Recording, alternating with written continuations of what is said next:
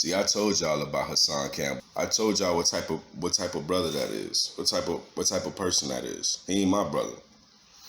But I used to watch Hassan, and I used to notice his rhetoric would be different depending on who he's talking about. He's another go along to get along.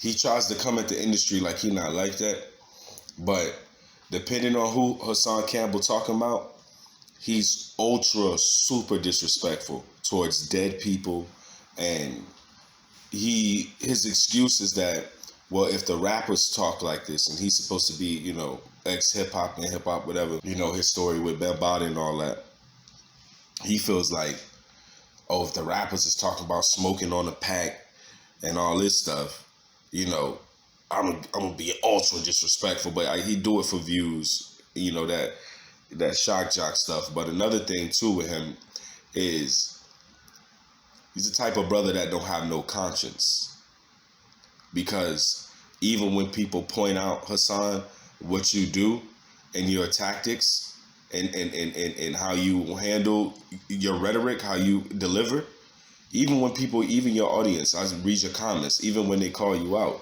you don't address it, you don't speak on these things because you have a stick. That's your stick, and you're gonna stick to it, right? You're not gonna come off of how you get in a couple cash apps or super chats or whatever, and that's sad. And I'm gonna be more specific about you, Hassan. You talk about, oh, he got his TV turned off. That's what Hassan love to say about somebody who got killed, right? Another nigga got his TV turned off. That's not, but then he talk about the mothers, he talk about the fathers. And you think being graphic and being disrespectful towards dead people is gonna make you seem tough? It's gonna make you seem like you about that life? Like, why would you even use that as your stick? Right? As soon as you felt it and you felt it roll off your tongue, you thought, oh, that sounds good. I'm gonna do that. TV turned off. No more episodes. Right? I can go on with that, right? But when it was I think it was your family member or somebody you knew that was close that got murdered, that got killed, and that whole episode or your whole video, you talk nothing about nobody getting their TV turned off. You ain't talk about the young man in no negative light. He got murdered too. And everybody under your comments was bombing you, bro. Bombing you. Even as you was talking, they was bombing you. Because you was live, I think, and they was like, what happened to the TV getting turned off? What happened? Like, where's Hassan Campbell? You know what I'm saying? And that's the type of brother, that's not brother, that's the type of person that you are, man. So, and the way you would, like, I hear a lot of your inner thoughts and feelings when you're talking about people that you disagree. Like, even how you feel about the industry, it's always up and down. It's always up and down. You know what I'm saying? And as Kwame Brown said, you came out as a victim, bro. It's crazy how your mouth moved, my nigga. And you came, and that's not something to make fun of. And you suffered that from the hands of Africa Bambaataa, allegedly from you. Yet and still, you talk about other people's children like they hatched. Like they were just born into a teenager or an adult. I even hear you talk about other teens, like even like the teen murders or the young people under 20. You'll still say they got their TV turned off. We talking about kids. You'll still use your little rhetoric and all that shit.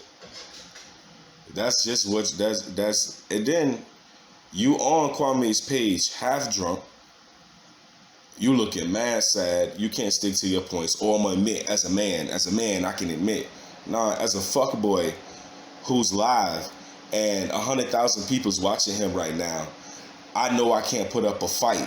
So that's where I'm a man. I can say as a man. No, you said what you saying as a bitch.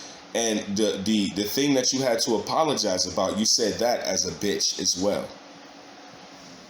Then you go on to say how you can go in every hood, and then you can see it, you know, like I told y'all yesterday in my video. You can see it in their eyes when they stuck with us. When they with us, you can see it. And when they with them, you can see it. You can see it in their eyes every time. And you a victim, bro. This is the language, this is the rhetoric of a victim. Not to say that your content should be like victim content, but I think you can help a lot of people, especially a lot of black boys, with your message and your story if you had came with it, correct. And then to come across as a victim, and then you talk about these dead people as they got their TVs turned off and shit. You do a lot of victim blaming yourself. That's what you do. You blame the victims, because if you had no victim blaming and shaming involved, you wouldn't be shaming dead people, bro. You wouldn't be saying they got their TV turned off. He got his light shut out. You're making fun. You're shaming, and definitely shaming and blaming the victim. You came out as an R-word victim, bro. And this is how you do it. People like you pathetic, man.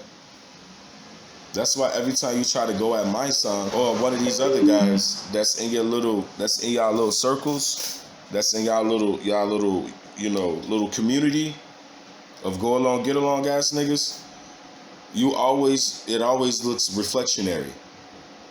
Every time you talking about those other guys that are charlatans just like you,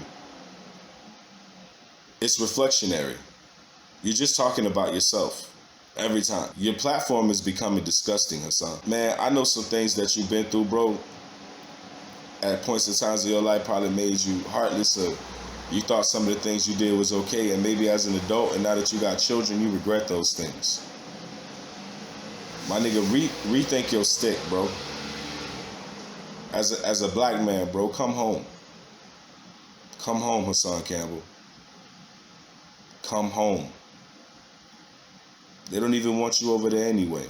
They didn't believe you when you said you was a victim. That's why you took this road of disrespecting dead people. Find better content. We talking about coding. We talking about schools. We talking about helping our children, helping our community. We can't do that in groups. We can't do that disrespecting dead people. We can't do that being opportunists. We can't do that chasing a dollar that's not the people's dollar.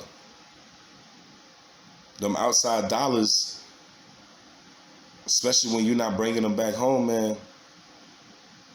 Come home, man. Because we never gonna reject our own. We love you too. We just think you wrong. We think you're disgusting. Your message, how you come across, it's gross. But you can still come home because we love you, and we always gonna love you. That's my take. Y'all know what I say. Once we all up, it's stuck.